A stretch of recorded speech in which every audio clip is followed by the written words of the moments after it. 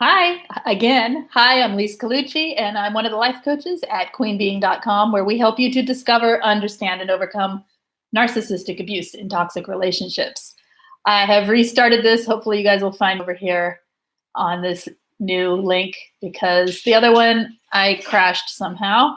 Let's see. So, today I want to talk about projecting, the narcissist and projecting, and all that good stuff. So someone's in here with me. Who's here? Okay.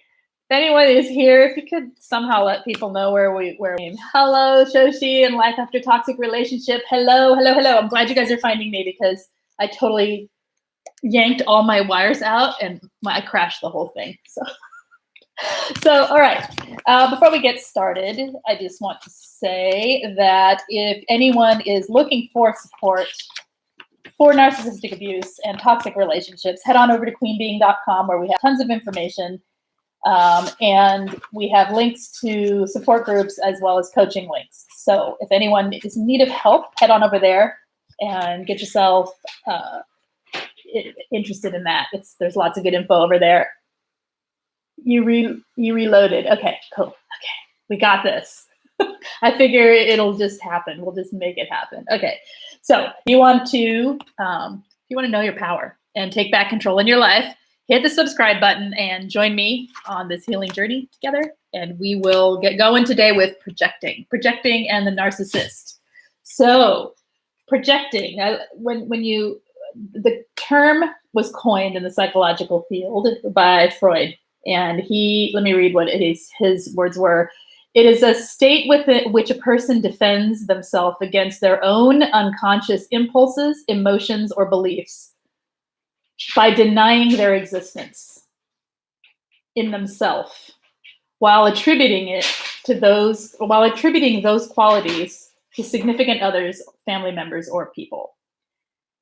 So basically, they take their own unconscious thoughts and beliefs of self and place them onto someone else.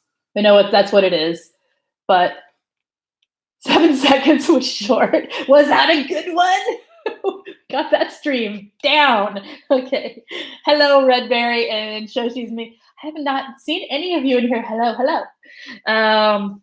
Welcome. And hopefully everyone else can find it because the link will be wrong, but they will probably get confused. Go back and look and join us over here. Anyone have experience with the projecting, with the narcissist placing their own beliefs of self onto you? I'm sure you do. If you're in here, you know what I'm talking about. So some of the things that they can do when they project. Basically, projecting from a narcissist is the game of blame shifting. That's how we word it often. You've been on my live streams, just a new account. Oh, okay. Hi. Yeah, I don't recognize the green dot or the name. Okay, so they may call you things that are actually things that they are doing themselves, like rude. They may say you're cheating. They may call you selfish, so on, so forth. In other words, they're things that they are well aware of the fact that they are doing themselves, and they are projecting it onto you by calling you the thing that they are actually guilty of. They're all things that you can see clearly that they do or assume that they do, and they throw it back at you. Another way is basically grandiose ideas or mimicking or exaggeration. So they're taking what they see externally and placing it on themselves and then projecting it back onto the situation and making it as if they did the thing. It's the exaggeration of something, a mimicry of someone else. That's a form of projection. They do the thing what I call I know you are, but what am I? I know you are, but what am I? Like they're constantly deflecting any topic back onto you, that they are the ones. Like you may say, hey, why did you do that? Or where were you? And they'll say, I don't know, where were you? You know, it's the whole game of, I didn't do it. You did it. I didn't do that. You did it. I can remember being told, if I'd say, well, what you're saying is really hurtful. What you're saying is not, I'm asking you a question. Instead of replying, you're getting upset with me, and that's really hurtful. And they say, I'm not being hurtful, you're being hurtful. How am I being hurtful? Well, you're being hurtful because you accused me of blah, blah, blah. And I'd say, well, I didn't accuse you of that thing. I'm asking you why that thing happened.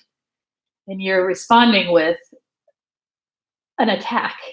So you see what they do? It's a form of gaslighting, right? And they throw it right back at you. Okay, let me see what you guys are saying.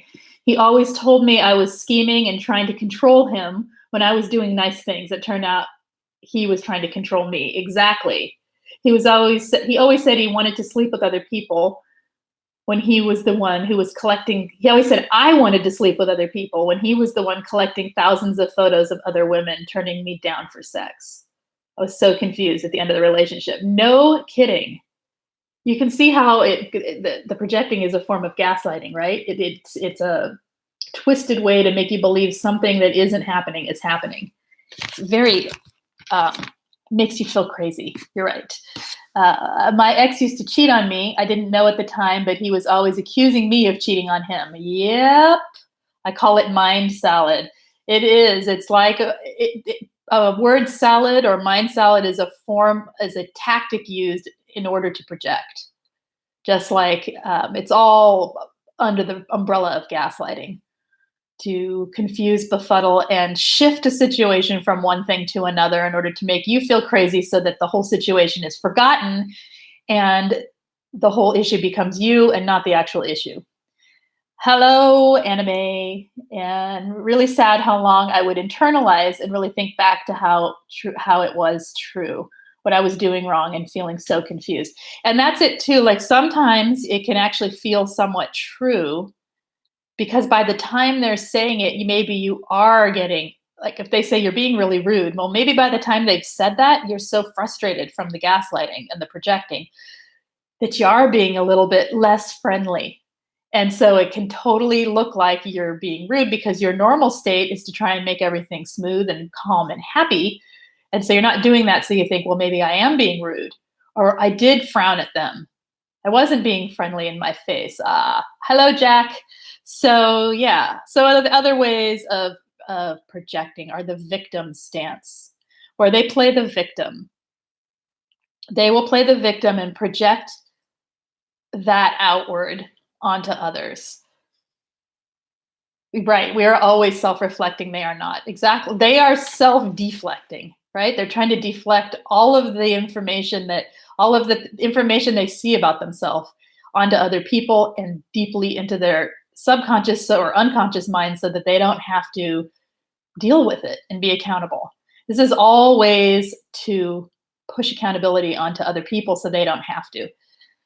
They're incapable, so we need self-reflect for two. Well, we need to self-reflect for one. We need to be observant of the other and then get away from it, I think.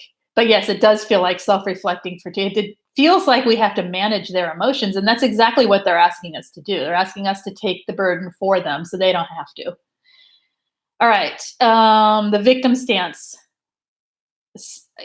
So many of us have seen this one, where suddenly they're the victim. Poor them. Poor them. We've hurt their feelings by pointing out something horrible they've done, by pointing out that they have been giving us the silent treatment for a week, that we've hurt their feelings because, they're so sensitive, right? And they can't have their feelings at all talked about or hurt. When we start just talk about something that is related to emotion and their feelings, then we start going down the rabbit hole of this victim stance kind of projecting. Hello, Angela. They are often so convincing and emotional. They convince us the projections are true. This is so true. They're actors, right? They have the mask they wear there is pretty extreme. They want a get out of jail free card. They don't even believe there is a jail. They do not want to. They don't want to be trapped. They don't want to be trapped. What does that mean? They don't want to be seen. They don't want to reflect upon their actions and have accountability. They just want everyone else to do it for them. So they may give you extreme rudeness when they're criticism when they're projecting. They may be harsh and unkind with their words when they're projecting, and critical and rude. Let's see what else. What's Jack saying? My boy was kicked out of his mom's home today. Oh, he hit the boyfriend, and the boyfriend of the mom told my daughter he's finally burned his bridges. Is he with you? Is he all right? Where'd he go? Hello, Belle. Can't get you post that. Hello, Belle. Great to see you too. I hope all is well. Projection. Mine is a master. You are nothing but a worthless, incompetent idiot. Really good to know about you. You see, that's what I was just saying, that they may attack you with words like that. They may attack you with really critical and really rude and really unkind and downright abusive words, which are clearly reflections of their own experience, of their own belief about themselves, reflected onto you so that they don't have to actually take accountability. Both seem to lack empathy and both seem to project. Yep. The boyfriend failed to say he bitch slapped my boy. Oh, lovely. Is your boy okay? Where is he? Does he have a place to be?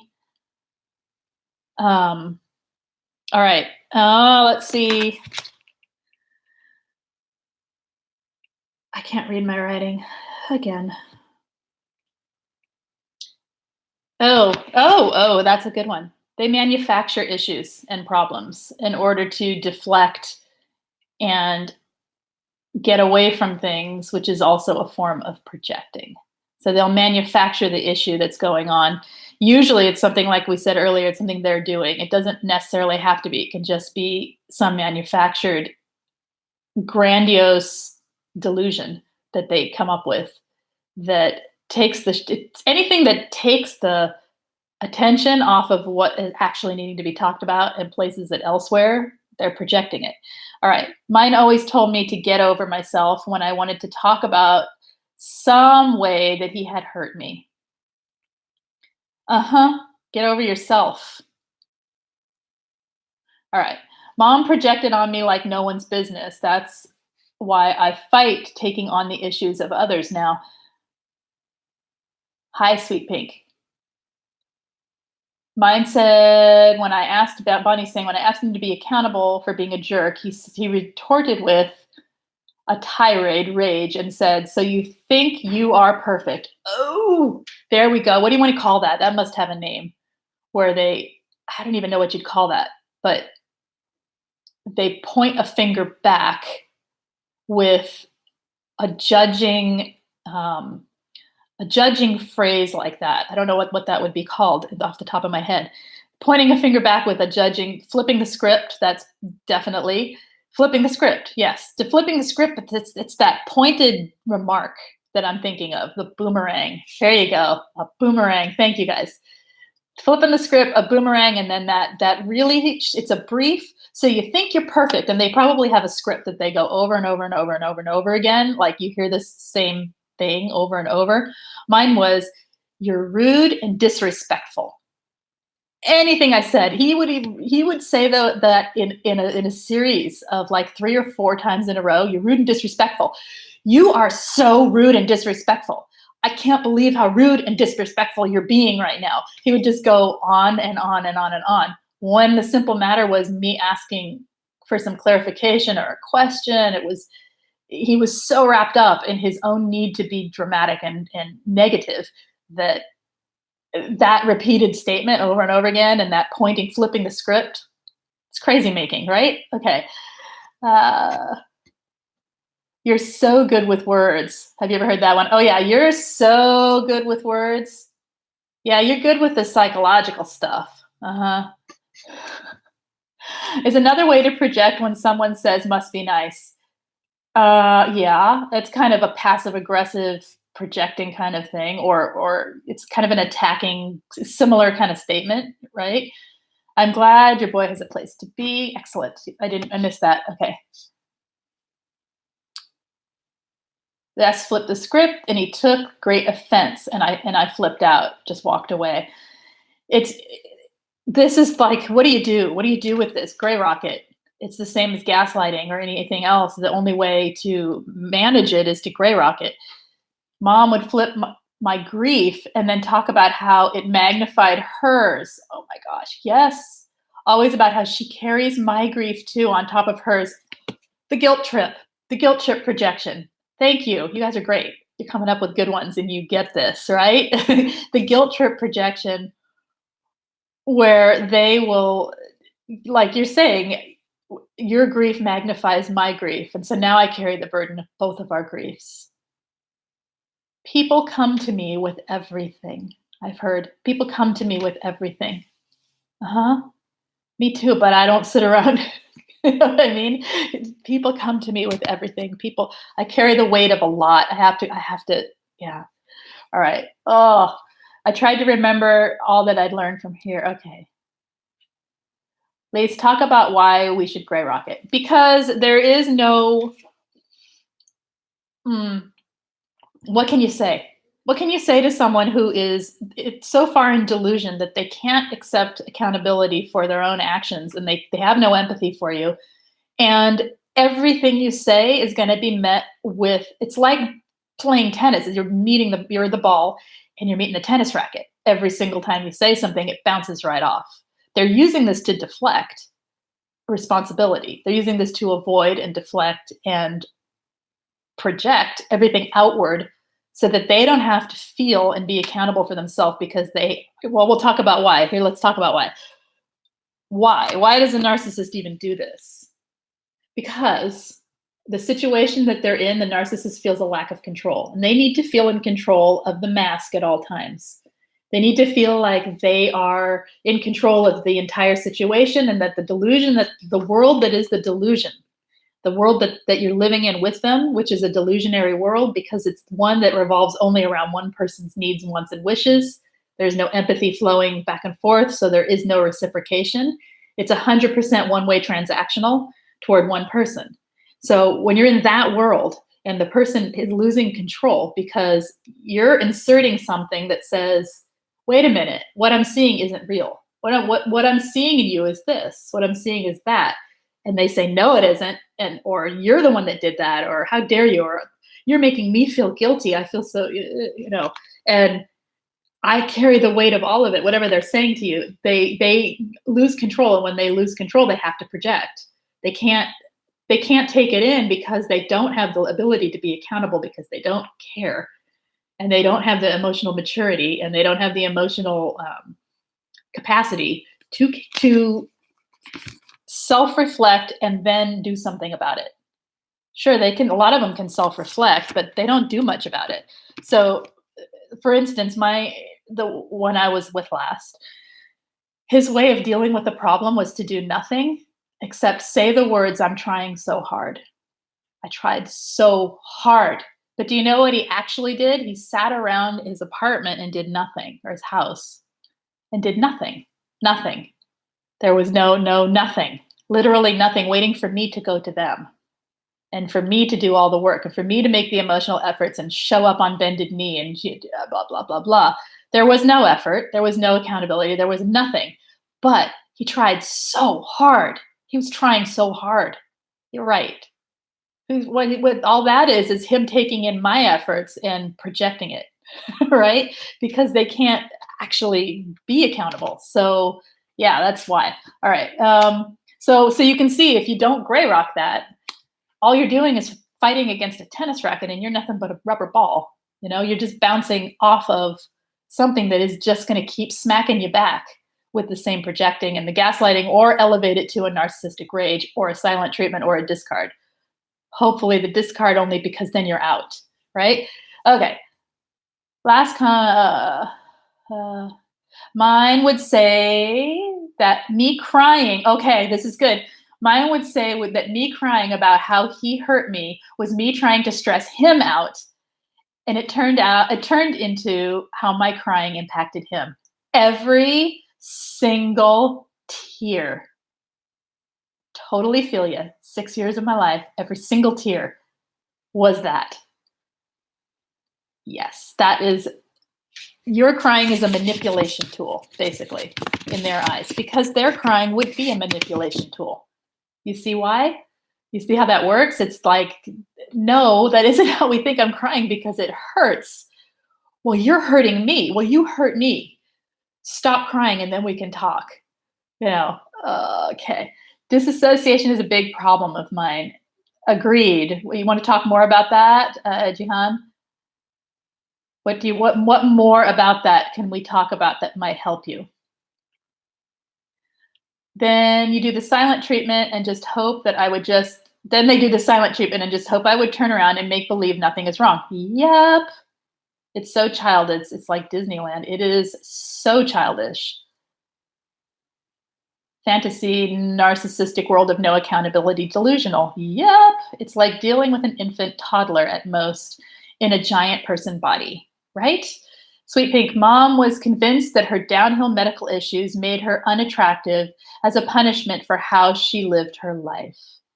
Poor dear. Right? Mine wouldn't do anything either. I had to do everything in our relationship, right? If there was a problem, I had to fix it. He'd ignore it. And he told me that he did everything. Because another form of projection, right? They take your efforts and project it onto themselves as if it was theirs and then project it back out and say that it's crazy. Okay. It's not, it's painful. It's difficult. It's frustrating. It's even hard to talk about without getting emotional. So even non-narcissists project. We all project. That's the thing. Okay. It's the intent behind it. When we look at why they project and why someone else would project, we all project. We all have our impression of what we think is going on, and we all are projecting at different times. The difference is we catch it. We often know we do it. Like if you're in an argument or a debate with someone, guaranteed you're probably projecting in there at some point. Okay. And oftentimes then we catch it, we step back and we realize I'm not listening to the other person. I'm not listening to their point of view. I'm not letting them be an individual. I am projecting what I think they're saying. I'm not listening to them. I'm not asking their intent. Instead, I am taking and making an assumption on their intent and projecting it outward. So yeah, we all do that. But the narcissist does it. The reason we did that is because we can't mind read and because we're not slowing down enough to have healthy communication in heated situations, or healthy communication when we're excited, or we just haven't learned how to let someone be who they are and ask the questions that help us understand their perspective versus projecting our will upon them. Does that make sense? And that is another topic that would be an awesome one. I need to think about it more and come up with some ideas to talk about, but it's a good one. Projecting in us. That's a good one. But our intent is not to, our intent is not to manipulate. Manipulation may be happening. Does that make sense? Like we're not intentionally manipulating to hide from our truth all the time. Sometimes we are, but this is their mode of operation though. This is narcissist and projecting. That's kind of one of the key features. If someone is projecting and gaslighting you, it's enough to know that they are so toxic that they don't relate well to other people within a relationship, right? So, all right. What effect does gray rock have on non-narcissists? I think gray rock, get this blurry, here we go. Okay, there we go.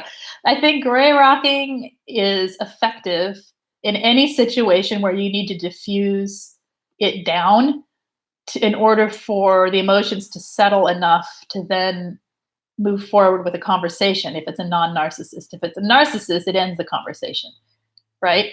So I don't know that it's a bad thing. I think it might be an extreme tool in some situations. There may be a better way to use language in order to diffuse a situation so you can speak, but or so you can both be speaking on the same page. But I think it would have a similar effect in that people don't like to not be heard, and it often can just calm people down when you just stop reacting. It can kind of calm it down. But then with a healthy person and a healthy relationship, you'd want to have a conversation that goes further once everyone's calm, right? So with a narcissist, not so much, because there isn't a conversation to be had. You're not, when someone's doing that because they're heated and they're all worked up and they're not thinking and they're not in a debate or a discussion that's healthy, but they aren't toxic people. They are trying to communicate and get their side heard. You're trying to get your side. There's a whole dance going on. With a narcissist, it's my way. It's their way. That's it.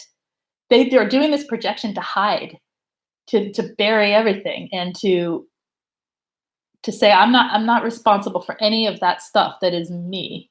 It's not me. It's you, because it never was me. It's your fault, right? That's what they're doing. Okay, so I need coping skills for dissociation. Grounding techniques don't help much. Okay. Are you still with a narcissistic person? Is the dissociation an effective and useful and needed tool right now in your life because you're with a toxic person? That's my question. Oh, okay. Sweet. Pink. I was raised being told my best wasn't good enough. It's only enough once I give 110%. Otherwise, it was never enough. This was at school and home. As turns out, I had undiagnosed ADHD my whole life. You're good enough if you give 0%.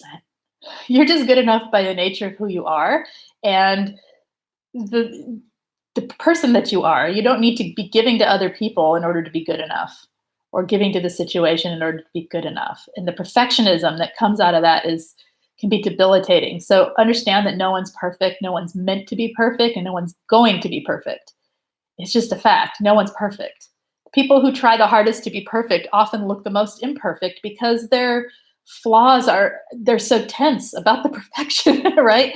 So it's a learning to relax and let go of the perfectionism and understand that belief is 100% wrong, 110% wrong, right? Not because you're wrong, but because they planted a belief that's ridiculous for human existence into you, which comes from them having issues, not you having issues. Does that make sense? Your lack of 100% perfection is not a reflection of you. It's a reflection of their need to put some unrealistic expectation on other people and then use it to devalue you. Basically, the only reason they did that is so they'd have a way to devalue you, which is sick and toxic, and it's not your fault. All right. Belle, I'm beginning to feel like I should be given a master's in gray rocking. I know. I hear a word from his mouth, my cue to tune down. Yep. It's the only way to stay safe. And Belle, get lots of self-care, because what that does is it sets up a dissociative pattern, like Jihan was talking about. It sets up the dissociation. It's the only way to cope. Okay, so you live with a narcissistic mother, and I feel like I have to play along in order to survive. That's why the dissociation is still so strong as well, because you have to. So what I will suggest is lots of self-care. Lots of finding something outside of the home that gives you things you can feel that are positive towards your life, that have nothing to do with the narcissist or your home life, things that are all your own. Don't share them.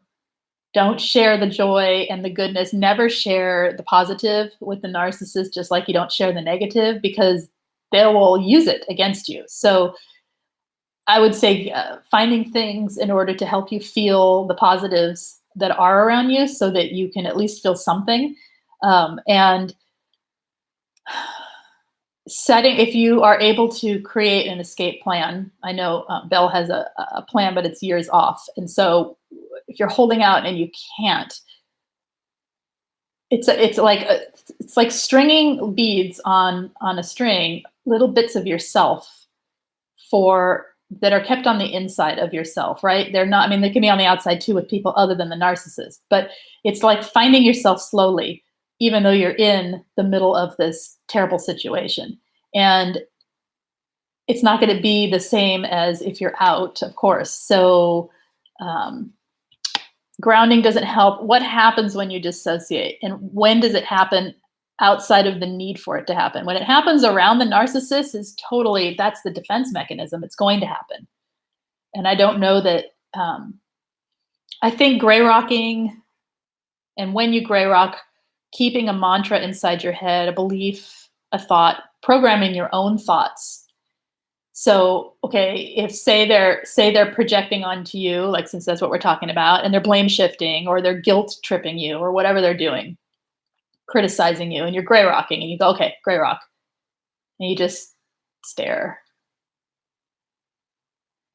Inside of your head, be thinking, oh, okay, so now they're doing this, now they're doing that. They're projecting, they're gaslighting. Oh, look, that was blame shifting. That's okay. I know what the truth is. You have to be your own advocate inside your own head. Don't say it out loud. Inside your head, while you're gray rocking, give yourself the affirmation that this is what's going on. I know what the truth is. It doesn't really matter what that person says because they're going off on a tirade and it's nonsense. But I know what the truth is, and the truth is not nonsense. And it kind of helps ground you into yourself so that you don't just float away with the gray rocking and like just space out and dissociate from it. Does that make sense? Hopefully, that's one tip. That's what I do. I don't know. And also grounding in my body at the same time, which you said isn't helping, but maybe in combination with take a breath, on the exhale, think, oh, this name the issue that the narcissist is doing, and take another breath, and then with the exhale, think, I know what the truth is. I can have my own truth regardless of what their lies are. Does that make sense? And never out loud, only to you, because that's your personal space that keeps you safe. Okay, what's happening here? I project unintentionally because that's what I thought was how a family worked, but I didn't allow individualization at all. I so want to talk about that, how we project. I need to think about it more. So I'm going to think about that and do it maybe Friday or something. That's a good one. I took care of my older mom in her house and 6 cats for decades. After finally set boundaries, she smeared, devalued, and lied and went no contact. Then she tells everyone I did nothing.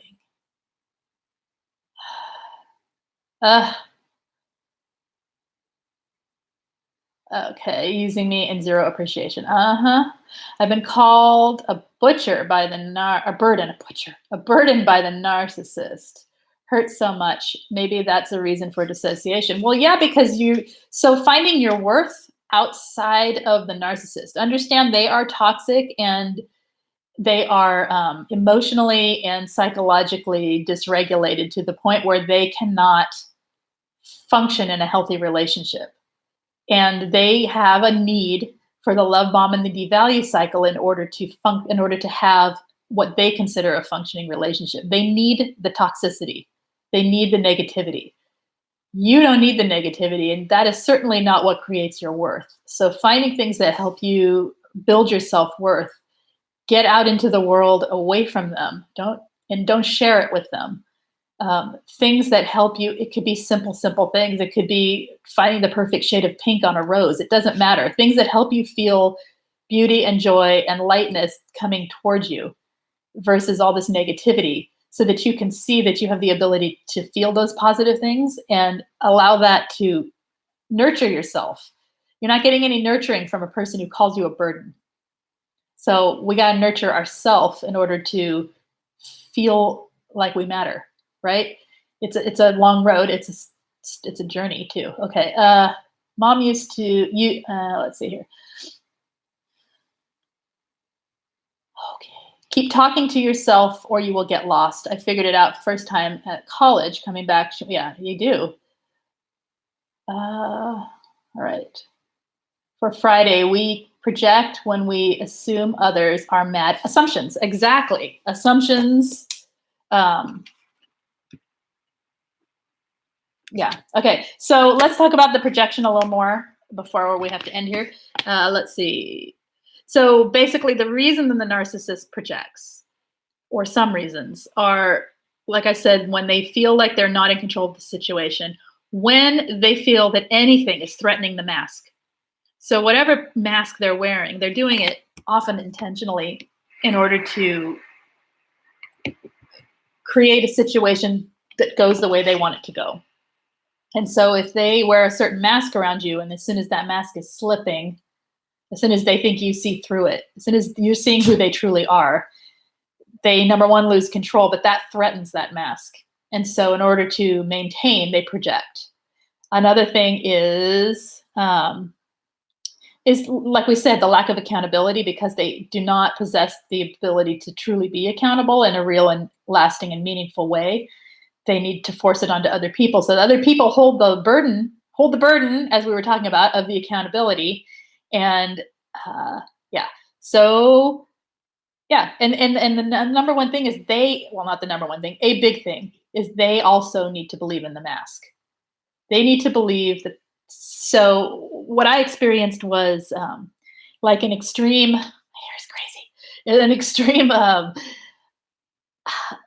need for role playing, in the sense of, he expected me to have a mask on too. He expected me to be a certain way in his presence in order to maintain his mask. Talk about projecting. Wow, it just kind of dawned on me. Yeah, that he would have a certain demeanor, a certain way of speech, a manner of speech, certain words used, phrases, particular roles that are taken within the relationship. It wasn't a freedom to be oneself. It was, wear this mask, put on this suit, and do not change, or else I will leave. Right? But it wasn't said like that. And as you know, they're slowly groomed into it and you don't know what's happening. But when I think about it now, it was very much being forced to also wear some artificial mask that was his projection of who he thought I should be. So the idealization is literally creating a false person. And as soon as you are not that thing, they devalue you. As soon as you are not the thing, literally the thing that they need you to be, they devalue you. And that's all part of this projection, because it's them. Your being that perfect thing is a reflection of their mask, which is a projection of their mask. Does that make sense? Yeah, okay. Instead of us just being individual human beings with our own thoughts and feelings and manifestations and whoa, that blurry. Okay. What are we saying here? Mine literally accused me of being someone else acting a certain way to take advantage of him. Oh yeah. I guess since he was pretending he was someone else, he thought I was doing the same thing. Very much so.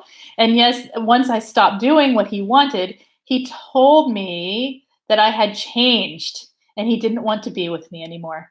I hadn't changed at all. I just stopped dancing when he said dance. Yes, that. I had it to an extreme where there actually were literal rules about the behaviors and literal rules about the way I would present myself and behave toward him. And I literally felt every day, I felt like I was slipping into a fairy tale where I was under a spell and being put into like a shell of a person that wasn't me. Does that make sense? Like, and then I'd have to like a machine, I'd have to act out this part in order to appease and please the mask that he was wearing so that he could believe he was who he said he was. Oh, that's exhausting. Just thinking about it. Okay. If I cried and asked for for explanations, he made me leave and would ignore me. I was kicked out many times for crying. I totally feel you there. Were we with the same person, maybe? Crazy, right? It's not, all right. About projecting, I see the look.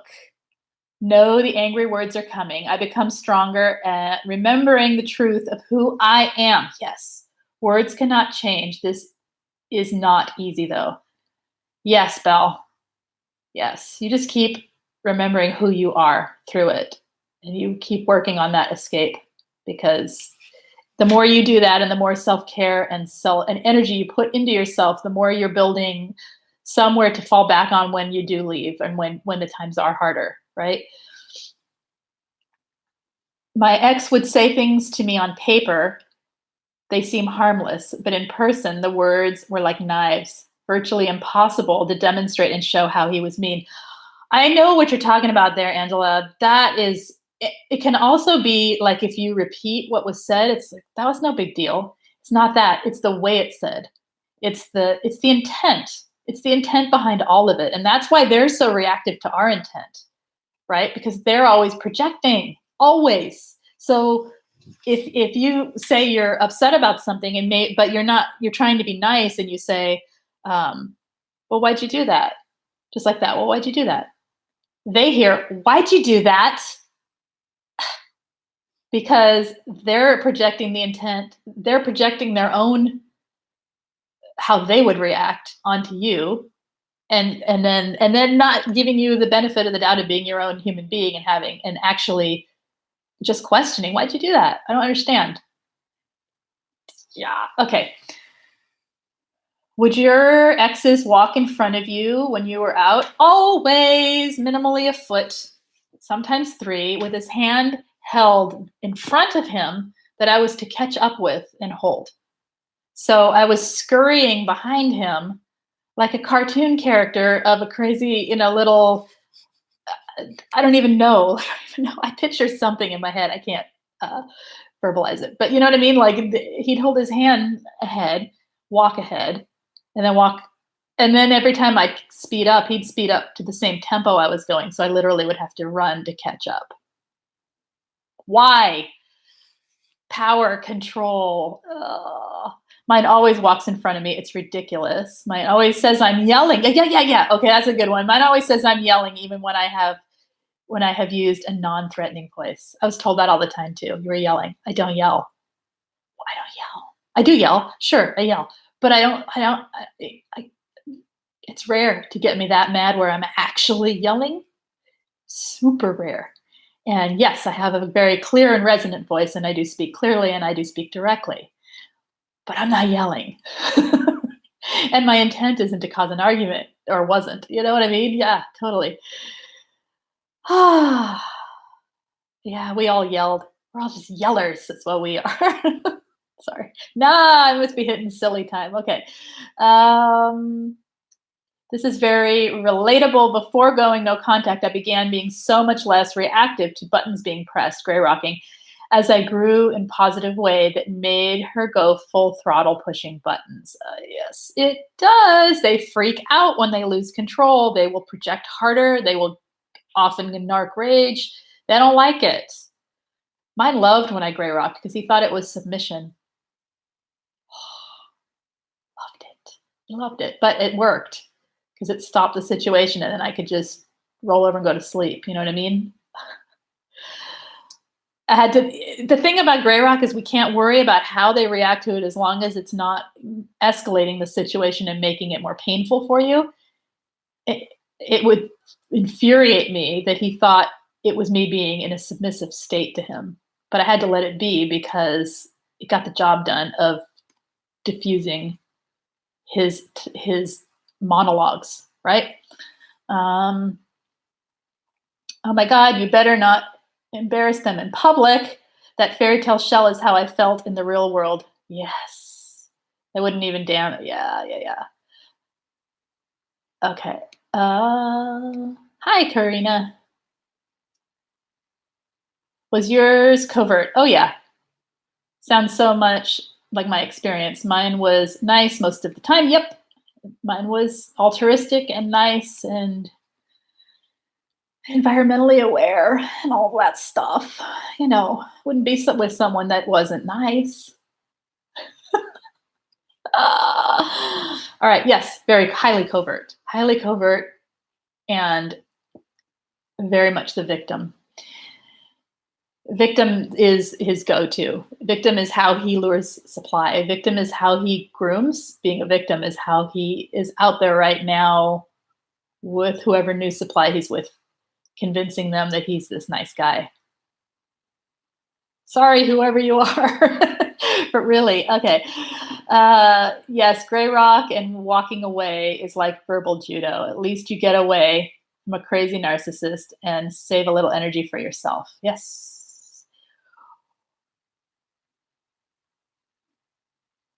Just don't justify, argue, defend, or explain because it will never be heard with the gentle intent behind it. Yes, it will not. Hello, web education. Could you do a live stream on victim like narcissists? I think I did recently, and I can certainly do it again. Victims. Okay, I wrote it down. All right. Yes, we can totally do that again. If I haven't, I think, whoa, it's too bright. I don't like that. That's better. Okay. All right. Anything else? Anything else you guys want to talk about today? I think we kind of covered this with the projecting. What to do, gray rock. What to do, get away. What to do, understand what's happening. Don't take it personal. Understand that is their defense mechanism. Let's reread what Freud said, who coined this whole term. A state in which a person defends themselves against their own unconscious impulses, emotions, or beliefs by denying their existence and instead attributing those qualities to other people. That's all it is. It isn't personal. It isn't, because it's nothing to defend. It's nothing to talk about. When they're going into that state, it's them protecting their mask, and it's them maintaining control. There's no way to take back control because they're not going to give it. It's not a power play.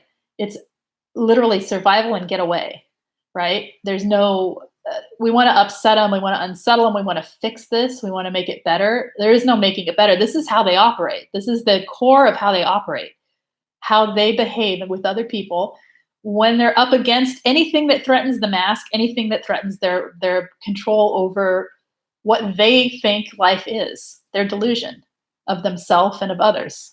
So you can see that it's nothing to take personal, and it's nothing to defend against. It's more getting away from it, not believing it, not letting it in. Don't let them under your skin, don't let them get in your head, so to speak. All right. I appreciate these lives. I appreciate you being here. The validation is something that I can't open my mouth to for others, but hearing it and sharing it here helps validate myself and makes it tangible instead of dismissive or dismissed. Yeah. Thank you. And that is why we do it, because there's plenty of info out there, but to actually be able to talk about it in a real way is, I think it's helpful. That's good. Okay. Hi, fashion family. Mine is in the process of hoovering me. No! Her ex-boyfriend called her the other night and she got defensive. Yeah. All right. Resist. Resist it. Know what it is. Resist it. Take your empathy and place it elsewhere. Right? Let her deal. She's a grown-up. Let her deal with it. I like the game you spoke of, Lise. Name the narc behavior. I love it. Yeah, it is to yourself, not to them. The temptation will be there. You're projecting. All that does is give them words to throw back at you. Just understand that when we are aware, and we try and make them know we're aware. I'm guilty, done it, okay? And I've seen the results. It comes back to bite you. You use the terms that we use and tell them what they're doing, they will accuse you of it. They will project yet again, like a double projection. Two-handed tennis playing at you with, it's not worth it, and it doesn't help to have them. Doesn't help them see what they're doing. It just gives them another tool to attack you with. So, to yourself, the game is name the narc behavior, name the narcissistic, name that toxic behavior. They would call it that. Name that abuse. Give it a name inside yourself, and then work to understand that that is not the truth. That is an abusive person outside of you. All right, right. I will say it to myself, and then counter with a solution. Name that solution. It's perfect. There you go. Yes. Affirm afterwards. Self-care after these attacks, you guys. Self-care after you've been in a situation where you've been around a toxic person, whether they're in your life every day or they're someone peripherally in your life, or they're just some random person that is toxic at you.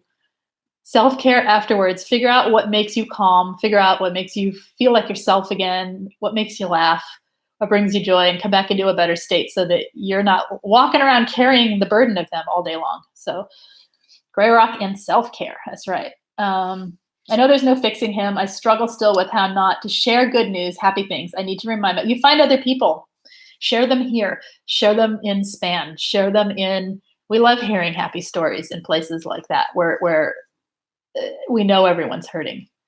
Right? We know everyone's there. No one's there that, there are a few of us that are healed, or like on this side, but most people there are hurting, and we love hearing the positive on other people's lives because it creates community and it gives you support, and it gives life to it rather than just always talking about the narcissist, right? So share with people who care, people who will rejoice in your rejoicings, or journal it. Anything. Just keep it away from them. You do have to protect your peace. All right. All right, you guys. Projecting. That's projecting in a nutshell. We're at 50 minutes. We're going to stop here in a minute. Isn't it wonderful to hear success stories wherever they're found, even if they're moments, even if they are just somebody's joy that they have in their day? It's uplifting even in the middle of it. You're welcome. Name that. You always bring a smile to my face. Oh, good. Okay. You're welcome. You're welcome for the support. And anything, you guys, besides the way we project and how to work with that so that we're growing that part of ourself up that hasn't learned how to express what we need without projecting and express ourselves without the projecting. We'll talk about that this week. But what else? Any other topics you guys want for Thursday or any other day? Let me know. And if you have not subscribed, please do. Hit the thumbs up if you enjoyed this today. Okay, Operation Tiger. That's so funny. I did text that to someone the other day, something about a tiger. It happened again. Let's leave it. All right. Okay. All right. If you would like notifications sent to you through text me at 33222. Put the word Lise Live, all one word, LISELIVE, and hit send, and I will send you a text notification about 10 minutes prior to going live each time. What else? Head over to Queen Being for any information, any support, anything you need regarding narcissistic abuse. If you have any information needed for coaching, or if you're interested in group coaching, which I haven't talked about in a while, but we should talk about that a little bit this week too, because it is, I should mention that real quick. Group coaching is starting up again tomorrow for September. It's we meet on Zoom chat. It's a face-to-face video coaching with a group. You each get a set amount of however much time there is per person, depending on how many people are there, but it has a good flow and it seems to work out. So it's individual coaching with about narcissistic abuse recovery and going on beyond that for some people. It's a great group. There's a Facebook Messenger chat that goes with it that I check in daily, and people support each other throughout the day for anything that's needed. Anyway, the information will be in the main comment section of this once I have a second to put it in there. And anyway, so if anyone's interested in that, that is starting again. I mean, you can join anytime, but it begins technically the beginning of each month. So September starts tomorrow, meets at 3:30 or 5:30. I switched the time, 3:30 or 5:30 on Wednesdays, or 11 a.m. on Fridays Pacific time. And it's $60 a month. Basically comes down to $15 a week. If you need it broken down, email me. If you are struggling and can't email me, there's sometimes scholarships available. I will put a link, Fashion Family, in the main comments. Give me about 15 minutes and it'll be in there, or go back to yesterday's video. It should be in there, a link for group coaching. It's on Life Makeover Academy. There's a link to it. It's easier for me to just link it, but it's over on Life Makeover Academy to join, or email me, Coach Lise, CoachLisec@gmail.com, and I will gladly email you back the link. Yeah, so anyway, it's a great group. There's a great group of people. That's that for that. And anyway, you guys take care. I will see you tomorrow. No, not tomorrow. I will see you Thursday. If I can tomorrow, I will, but most likely Thursday. You guys take care. Good afternoon. Bye-bye.